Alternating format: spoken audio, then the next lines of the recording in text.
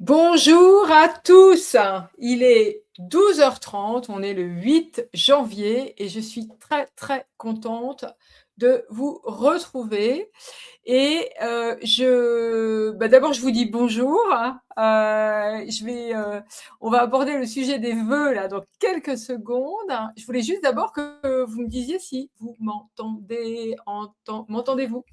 Donc en fait, ce serait cool si vous me dites bien que vous m'entendez, pour que je puisse m'assurer, hein, que la qualité au moins déjà est là. Ça, c'est la base, d'accord?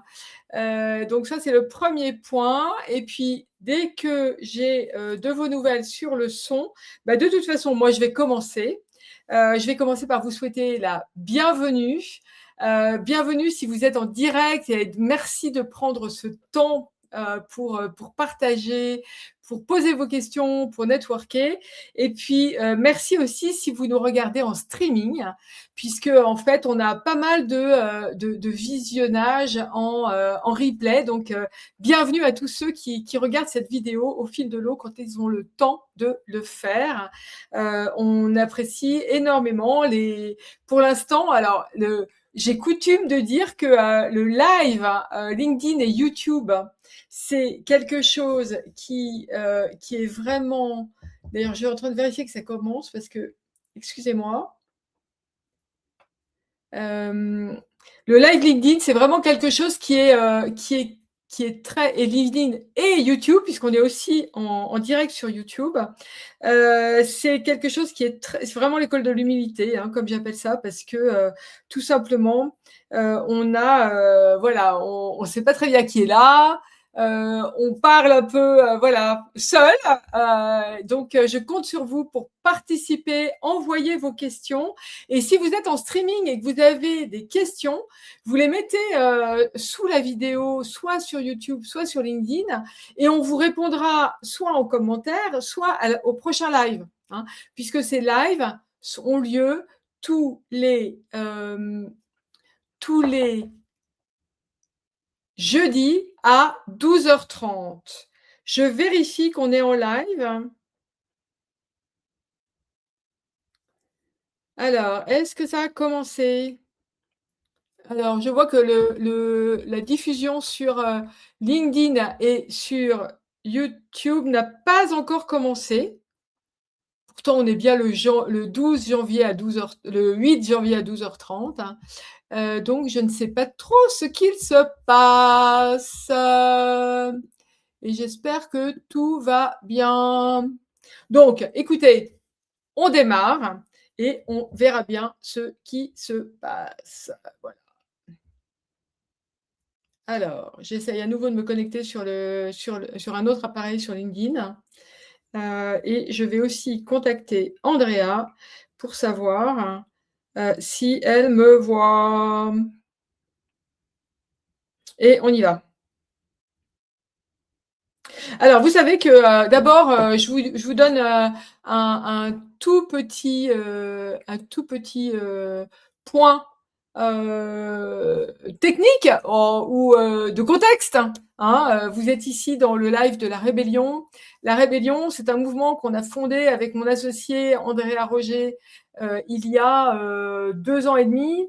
3 ans, hein. On a commencé à se poser pas mal de questions autour de, l'inclusion des seniors dans le monde du travail et en fait, on a commencé, par faire ce qu'on sait faire, c'est-à-dire des interviews. On a fait à peu près, 250 interviews, des conférences en ligne pour avoir vraiment la matière et comprendre la situation et puis on a lu un nombre d'études, de bouquins, de recherches et cetera énorme, ce qui nous a permis d'acquérir vraiment, une expertise, hein, sur ce domaine, au-delà de l'expérience qu'on rencontre avec nos clients, hein. Donc ça nous a permis aussi de mettre un peu de théorie derrière et puis voilà, de bien comprendre tout ce qui se passe et tout ce qui a voilà, tout ce qui, toutes les subtilités, je dirais, que vous rencontrez, hein, lorsque vous atteignez cet âge de 50 ans et plus et que vous commencez à sentir que ça tiraille un peu, hein. Soit que ça tiraille dans votre job parce que vous êtes salarié et que là, vous sentez qu'il va falloir commencer à se poser des questions et à se dire: «OK, comment je gère les, 10, 15 ou plus années qui viennent, hein, dans ma carrière». Donc ça, c'est une situation. Une deuxième situation, c'est de se dire: «OK, comment je sécurise un peu mon avenir? Et si jamais il y a des difficultés, comment est-ce que je commence à me préparer un plan B avec peut-être un side business ou une nouvelle source de revenus, hein, ou une nouvelle activité, que je vais faire en plus de mon job?» Hein, et ça, c'est mon cas, hein, c'est ce que j'ai fait moi, quand j'avais, assez tôt à vrai dire, mais je m'en étais pas tellement rendu compte. Pardon, je change de position. Et donc voilà, donc ça c'est le deuxième cas. Et puis peut-être que vous êtes déjà en transition de carrière et que vous avez quitté un job salarié et que là vous vous dites bah, pourquoi reprendre la même chose ailleurs pour avoir la même pression. Une autre question que je me suis posée, j'avoue, et donc vous vous demandez peut-être serait-il malin de créer mon business ou en tout cas de commencer à avancer mes pions, hein, pour voir si je peux créer quelque chose et je peux, je dirais, capitaliser sur mon expertise. Alors, je démarre là-dessus, hein, et donc voilà. Donc la rébellion, c'est vraiment ça, c'est ce mouvement de personnes de 50 à et plus, je dirais, professionnels, hein, qui veulent prendre les choses en main. C'est-à-dire qu'ils se disent, OK, ce serait vraiment génial que l'État, les institutions, les entreprises règlent tous ces problèmes et nous aident à être beaucoup plus dans un monde du travail fluide, hein, pour notre âge. C'est essentiel et c'est vraiment important de s'occuper de ça et de communiquer auprès de ces institutions, hein, et de ces entreprises tous ces sujets. Ça, c'est un sujet. Mais l'autre sujet, et moi, mon credo, vraiment, mon credo, j'insiste là-dessus, hein, mon manifesto, ma conviction personnelle, c'est que nous avons beaucoup plus de pouvoir que nous ne le croyons, hein, et que donc nous pouvons mettre en œuvre ce pouvoir avec des actions assez simples, hein, pour sécuriser son job, pour se créer un plan B, pour inventer son emploi si c'est nécessaire. Voilà. Donc, ceci étant dit, ce que je vous propose, ben, c'est de passer à l'action et donc de prendre quelques questions qui vont venir soit par le chat, soit qui nous sont venues entre-temps, hein, et voilà, et de tenter de vous répondre en direct et éventuellement d'échanger là-dessus. Donc, la première chose, la première question qui me vient à l'esprit, c'est celle-ci, en attendant que vos questions arrivent dans le chat. C'est celle-ci, c'est un post que j'ai vu ce matin d'un cadre de 55 ans voilà, qui attaque le retour de janvier au bureau et qui se dit waouh, mais je vais pas tenir, quoi, ça va pas le faire. Je vais pas encore passer 7 ans, 9 ans dans cette situation. C'est plus possible. J'ai plus envie de ça. Ça correspond plus à mes valeurs. Mon expertise n'est pas reconnue à la hauteur que je souhaite, enfin, et que je donne, hein, à l'entreprise et à mes collègues et à mes clients. Et donc aujourd'hui, bah, je vois bien j'arrive un peu au bout d'une expérience, au bout d'un cycle, hein, et donc qu'est-ce que je fais, hein? Et donc voilà. Donc ça, c'est voilà, je ne vais pas tenir. Alors, comment on répond à ça? Donc là, je suis live, spontanée. Comment on répond à ça? Ben, la première chose, c'est de se dire, OK, d'accepter la situation, hein. C'est-à-dire, on peut lutter, être en colère, etc. Tout ça, ça nous fait du mal à l'intérieur, hein, et vraiment, il y a un moment émotionnel qu'il faut dépasser. C'est sûr qu'on peut trouver ça difficile, injuste, incorrect, impoli, etc. Et donc, vraiment se sentir remis en cause personnellement. Il y a un moment, il faut se mettre en recul et laisser tomber tout ça à terre, hein. Vraiment laisser accepter cette situation et se dire: «OK, cette situation est comme elle est, ça ne m'appartient pas, ça ne m'appartient pas», hein. C'est-à-dire que c'est pas vous qui décidez, hein, que vous ne que ça se passe pas bien, d'accord? Donc ça ne m'appartient pas, je laisse ce qui ne m'appartient pas. Par contre, je me recentre sur moi. Je me recentre sur moi, sur mes besoins, sur mes compétences, sur mes envies et sur mon énergie. D'accord? Mes besoins, mes compétences, mes envies et mon énergie.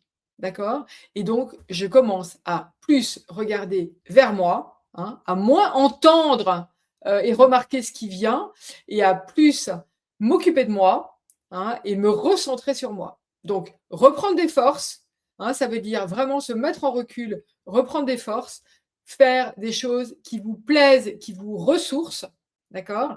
Et ça, j'invite, moi, vous savez que je suis coach exécutive, j'invite toujours mes clients, les clients que j'accompagne, qui sont des personnes souvent très sursollicitées, très engagées, et donc qui ont un temps très très limité pour elles-mêmes, à bloquer du temps pour elles-mêmes pour se ressourcer et à se construire une stratégie de ressourcement pour pouvoir prendre du recul et reprendre des forces. D'accord? C'est ça, se recentrer sur soi. Ça, c'est la première chose. Hein. Ensuite, on peut commencer à se poser des questions. Donc, quels sont mes besoins? Mais quels sont mes besoins? De quoi ai-je besoin? D'ailleurs, vous pouvez répondre hein, là, si vous le voulez dans le chat. Mais sinon, vous pouvez aussi prendre votre cahier. Hein, et votre cahier, là, vous prenez votre cahier. Moi, j'invite toujours toutes les personnes qui lisent ma newsletter, hein, La Rébellion, chaque semaine, et qui assistent à nos lives et à nos conférences, à avoir un cahier pour prendre des notes. C'est un truc qui marche. Donc, notez dans votre cahier quels sont mes besoins. D'accord? Et on a besoin, alors j'entends beaucoup, j'ai besoin de sens, j'ai besoin que ça corresponde mieux à mes valeurs. Ok, super, c'est très important. Mais moi, je vous invite à être très concret. Quels sont mes besoins? Et vraiment indiquer, est-ce que j'ai besoin de temps pour moi? Est-ce que j'ai besoin de me reposer? Est-ce que j'ai besoin de reprendre de l'énergie et donc d'aller peut-être faire du sport? On va revenir à ce point un peu plus tard. Est-ce que j'ai besoin d'assurer mon avenir financier? Hein, très important, c'est un sujet énorme de préoccupation et on en parle finalement assez peu. Hein. Mais dans tout ce sujet de carrière, il y a un vrai sujet de perspective financière. Qu'est-ce qui va se passer pour moi dans les 7, 10 ans qui viennent et comment je vais gérer? Parce que la plupart d'entre vous, vous avez encore des enfants à la maison, vous avez encore probablement des études à payer, vous avez aussi des besoins, hein, comme tout le monde. Et donc, comment vous allez pouvoir assurer ça? Hein? Et ça, c'est vraiment important à un moment de l'écrire. Parce que si vous l'écrivez, vous allez vous en occuper. D'accord? Donc, quels sont mes besoins financiers? Quels sont mes besoins en temps? Peut-être quels sont aussi mes besoins. Voilà, mais quand on parle des besoins en temps, j'ai des personnes, il y a des personnes qu'on accompagne qui ont besoin de se dire j'ai plus envie de travailler à 5 jours par semaine. J'ai envie d'une journée pour faire autre chose, ou pour explorer autre chose, ou pour créer un autre business.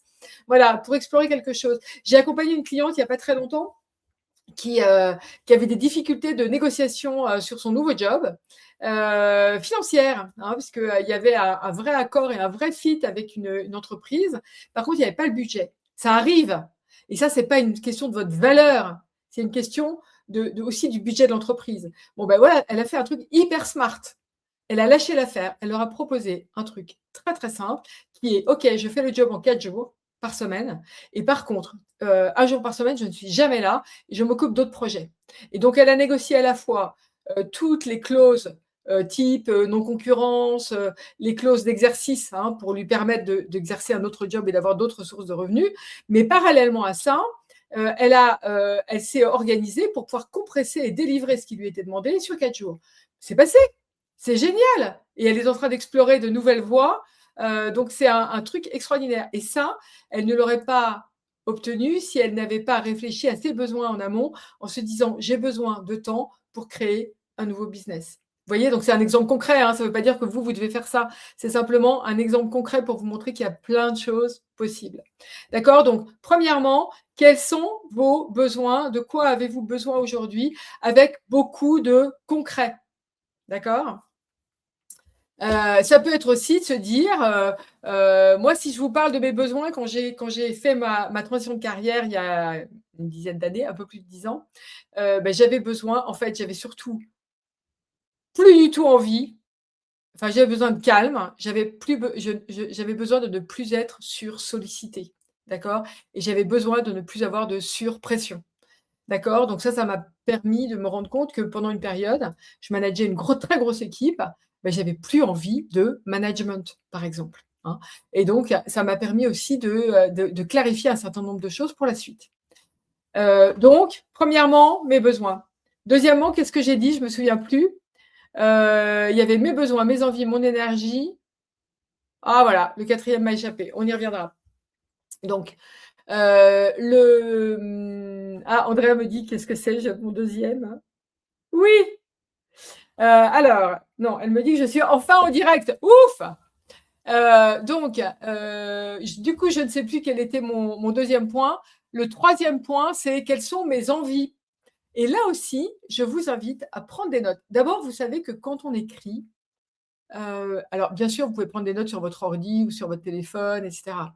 Pas de problème. Chacun fait comme il le souhaite. Moi, je vous invite à écrire parce que il y a vraiment cette notion de ce qu'on écrit, on le retient.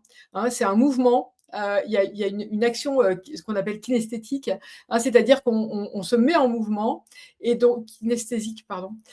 Et donc, le fait d'écrire dans son cahier, ça permet, voilà, de fixer quelque chose euh, dans un vrai mouvement et de pouvoir y revenir très très facilement. Voilà, c'est un peu gravé, quoi. Voilà. Hein, et donc c'est pour ça que je vous invite à écrire dans votre cahier. Donc, mes envies. Quelles sont vos envies? Ben, notez maintenant, là, notez-les. Quelles sont vos envies si vous avez pour les prochaines années de carrière? Alors, dans les envies, quand je pose cette question aussi, c'est très intéressant. J'ai des réponses qui sont très souvent un peu vagues. Alors, ceux qui me connaissent commencent à comprendre que je suis très, très, très pratico-pratique et que donc, hein, j'aime bien hein, que on soit voilà, dans le concret, dans le tangible. Je suis un peu les pieds dans la glaise, quoi. Hein, mais c'est assez utile quand on parle de métier. Donc, les envies, super, j'ai envie de plus de sens. J'ai envie que ça corresponde à mes valeurs. OK, très bien. C'est quoi plus de sens pour vous? Qu'est-ce que ça veut dire concrètement? Comment vous allez voir que vous avez plus de sens dans la prochaine aventure professionnelle que vous allez vous lancer, dans laquelle vous allez vous lancer? Hein, donc, euh, soyez très concret. Hein. J'ai envie d'apporter plus de bien-être autour de moi. OK, super. Comment? Hein, quels vont être bien-être, c'est quoi? Bien-être, c'est pour qui? Voilà. Hein, donc vraiment aller dans le concret pour lister ses envies pour le futur.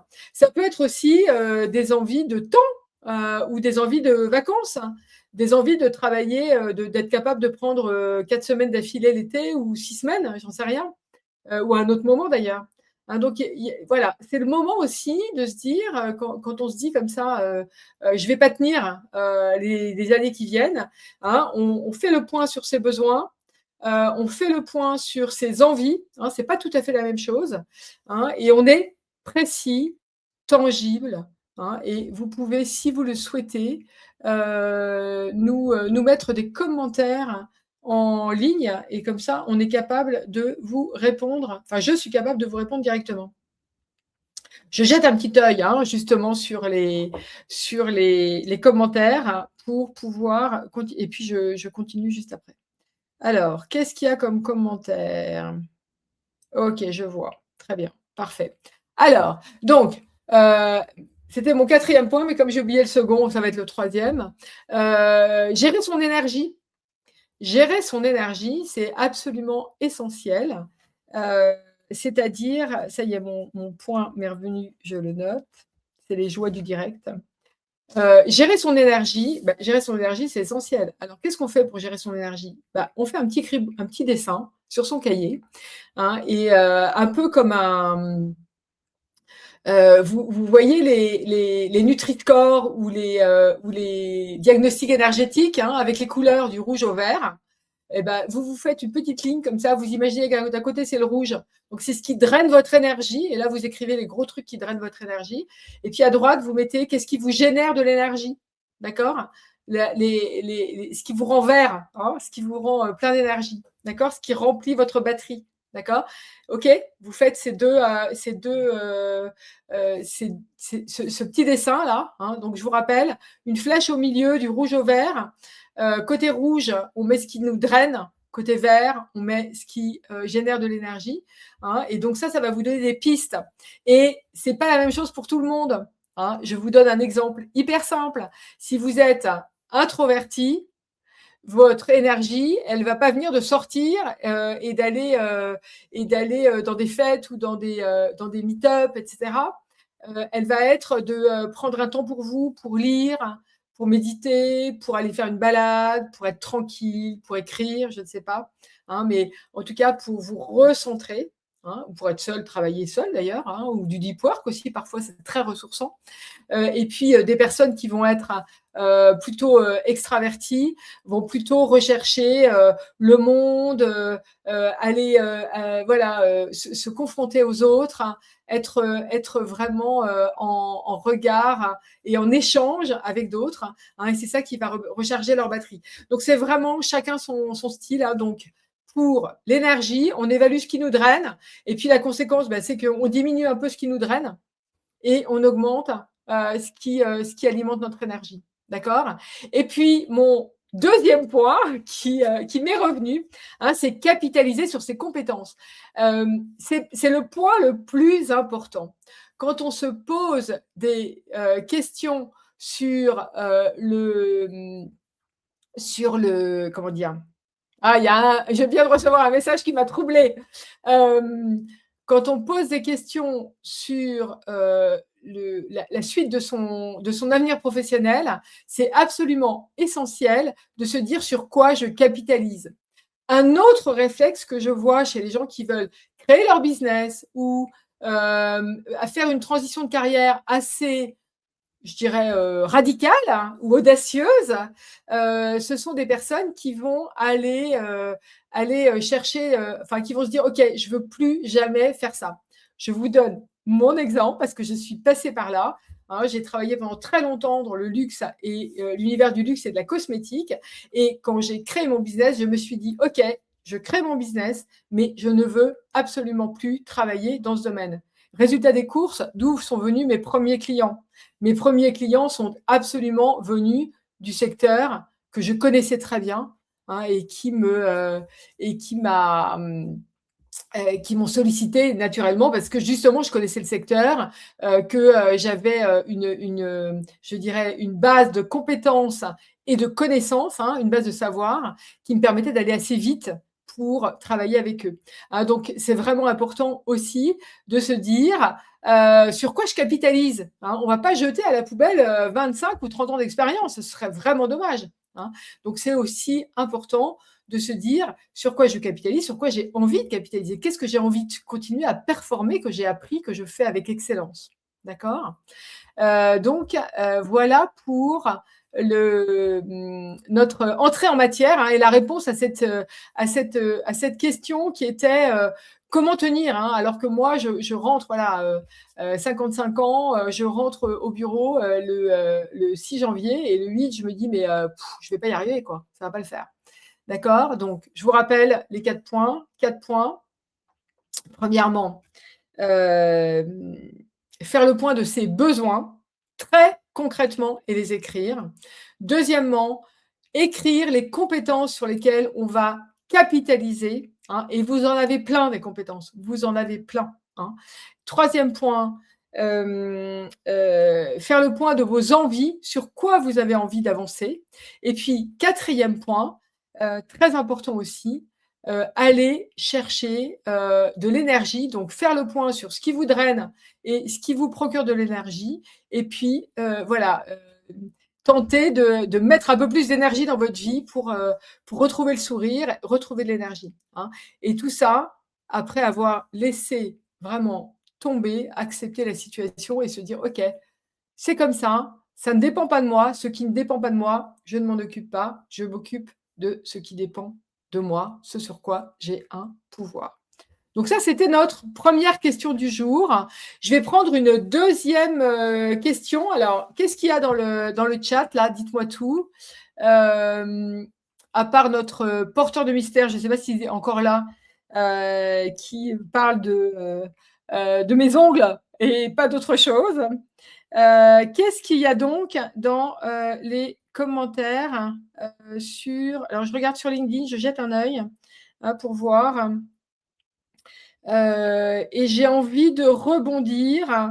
J'ai envie de rebondir sur une personne qui dit. Alors, je regarde encore un peu plus. Bon, je vois pas de commentaires ici. De mes ongles. Oups.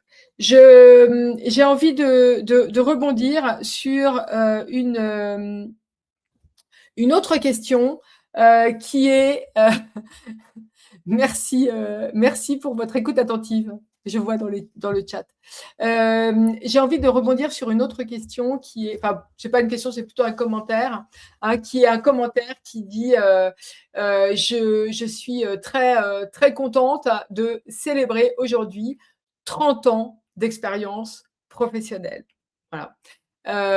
Et donc, je trouve ça magnifique, premièrement. Je trouve que c'est une très bonne idée de célébrer un anniversaire professionnel, de durée, de longévité au travail et de prendre le temps aussi de non seulement de se dire ouais, tu as fait du bon boulot, c'est super et tu peux être fier de ce que tu as réalisé, mais aussi de peut-être regarder derrière soi et de se dire finalement, ça a été quoi ces grandes étapes de dingue? Ça a été quoi ces étapes qui ont vraiment changé, hein, fait évoluer ma carrière et m'ont permis d'être le ou la professionnelle que je suis aujourd'hui.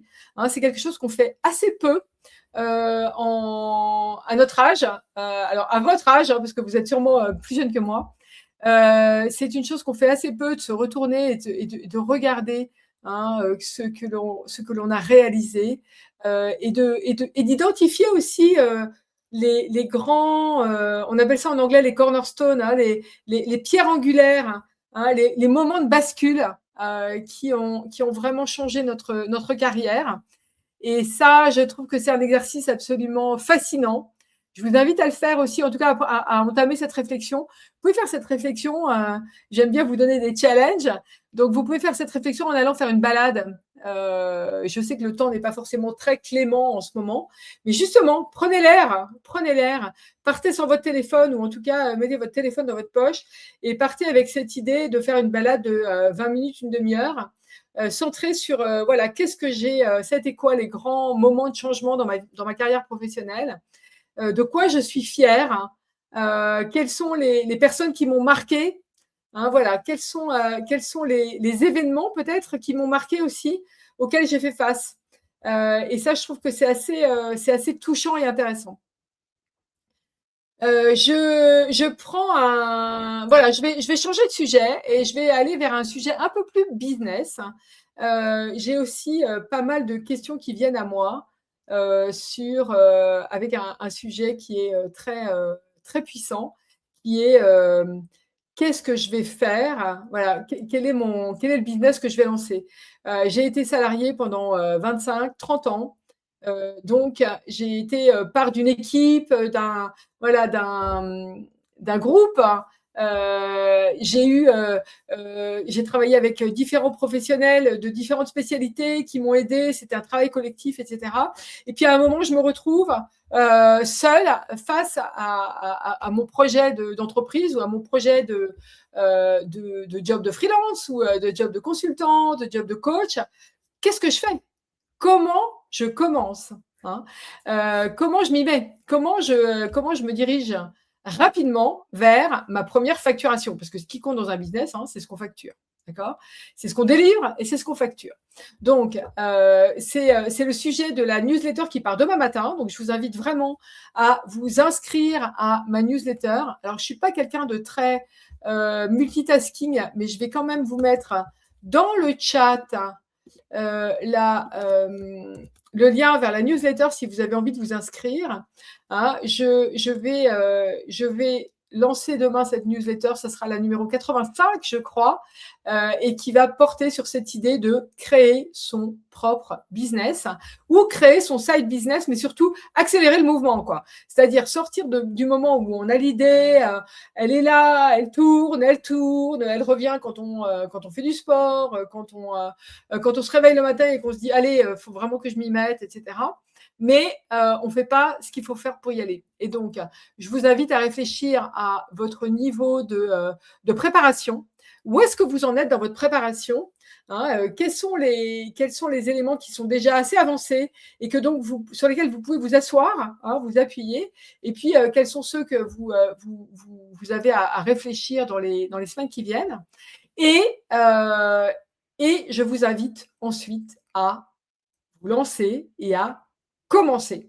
Ce qui est hyper important dans, la création d'un business, c'est pas d'être super prêt, nickel chrome, impeccable, parfait, d'avoir tout prévu. C'est justement de se donner la possibilité de l'imprévu et de s'ajuster au fur et à mesure, hein. Et donc, moi, je fais partie de l'équipe des entrepreneurs, des solopreneurs, des consultants, qui, vous enjoignent très vivement à commencer avant d'être prêt. Je sais que c'est hyper contre-intuitif, très troublant, surtout quand on l'a jamais fait et surtout quand on vient du monde de l'entreprise, plus institutionnel où justement on passe énormément de temps à préparer avant de lancer, hein et ça c'est la voilà, c'est très important, quand on notamment quand on prépare des lancements de produits physiques, hein.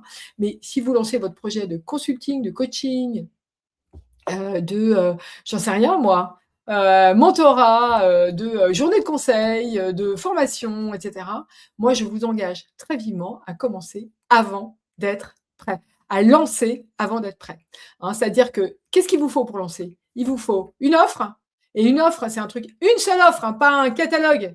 Quand on est tout seul et qu'on démarre, on a une seule offre, ça suffit largement. Il sera toujours temps d'élargir l'année prochaine, hein, une seule offre. Donc une offre, d'avoir un prix, ça c'est le truc le plus dur, je le sais par expérience parce qu'on accompagne avec Andrea, mon associée, on accompagne des rebelles toute l'année, hein, qui lancent leur business ou leur side business et le sujet du prix, c'est: «Oh, à quel prix je peux me vendre?» mais il ne s'agit pas de vous vendre vous, il s'agit de vendre votre prestation déjà, donc on sépare les 2 et ensuite, bah, on réfléchit d'une façon rationnelle à quel prix on va se vendre, hein. Donc, on va voir ce que font les gens qui font déjà le métier qu'on a envie de faire. On va voir le prix des prestations. On regarde dans le domaine dans lequel on travaille si on peut être à X ou à Y. Voilà, donc c'est un travail assez simple et rationnel, hein. Donc, on a une offre en une phrase, une forme de package, hein. Donc, c'est soit une séance de conseil d'une heure, par exemple, 6 séances de mentorat, j'en sais rien moi, une conférence, et cetera. Un prix, et puis, bah, on identifie 10 personnes et on leur propose. Voilà et c'est parti, hein. Donc, et puis après, bah, il sera toujours temps de concevoir, tout le reste une fois que vous avez le rendez-vous. Vous allez y arriver. Vous êtes des professionnels, vous avez, une expérience sur laquelle vous capitalisez. Donc rassurez-vous, de toute façon derrière, vous allez faire le job, hein, puisque c'est ce que vous faites depuis, tellement longtemps. Vous le savez très bien, hein. Même si vous n'avez jamais fait de séance, moi j'en sais rien, de séance, allez, séance de coaching sportif. Vous êtes super sportif, vous savez très bien comment on s'entraîne pour courir le marathon, pour j'en sais rien moi, améliorer sa force ou je ne sais quoi. Bon, bah, vous allez pouvoir apporter un conseil très pertinent à quelqu'un qui se pose des questions et qui part de zéro et qui n'a pas le temps, ni l'énergie, ni même l'idée, hein, qu'on peut chercher et on peut trouver, soi-même, et expérimenter soi-même, une personne qui a envie de gagner du temps. Voilà, combien ça vaut une heure de conseil et de coaching en forme physique par quelqu'un d'expert comme vous? Je ne sais pas. À vous de décider, hein. Voilà, en tout cas, c'est pas vous que vous vendez, c'est votre prestation, hein. Ça, toujours très important de faire la distinction et ensuite, comment on trouve ces 10 personnes? Bah, vous avez bien une idée à qui vous avez, qui va être votre client. Là encore, prenez votre cahier et faites le portrait de votre client. En marketing, on appelle ça le persona, c'est très, très utile, hein et en général, on lui donne un prénom, et on fait une description très claire, son prénom, son âge, son métier, son besoin, le problème qu'elle rencontre, pourquoi elle a ce problème, qu'est-ce qu'elle a déjà fait pour le résoudre. Voilà, donc on fait une description un peu claire et après vous regardez dans votre réseau, vous allez trouver des gens, qui sont intéressés et puis il y a plein d'autres façons, qu'on peut aborder aussi pour trouver des premiers clients, hein. Bah, c'est en parlant de son offre sur LinkedIn, par exemple. Ça, c'est un truc qui peut marcher aussi. Voilà, donc vous voyez qu'il y a plein d'idées possibles pour vous, pour, mettre en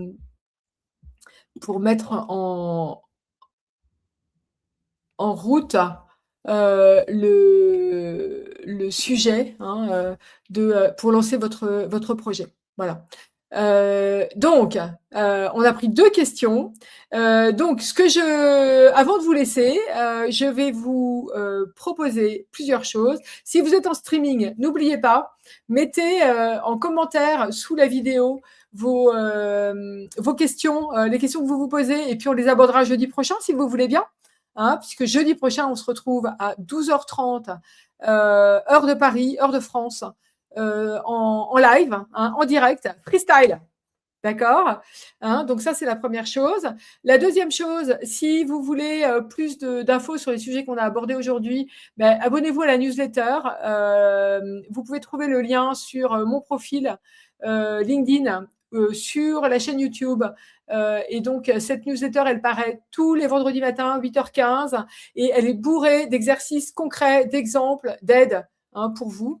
Et puis, je vous annonce d'ores et déjà la prochaine conférence. On fait des conférences qui sont là beaucoup plus concrètes, hein, qui sont vraiment destinées à des moments particuliers de la création d'entreprise quand on est un professionnel très expérimenté, hein, et ça sera annoncé très bientôt sur mon profil aussi. Voilà, donc écoutez, merci d'avoir été là, merci d'avoir regardé ce streaming ou ce replay, et je vous dis à la semaine prochaine, à jeudi. Merci, au revoir.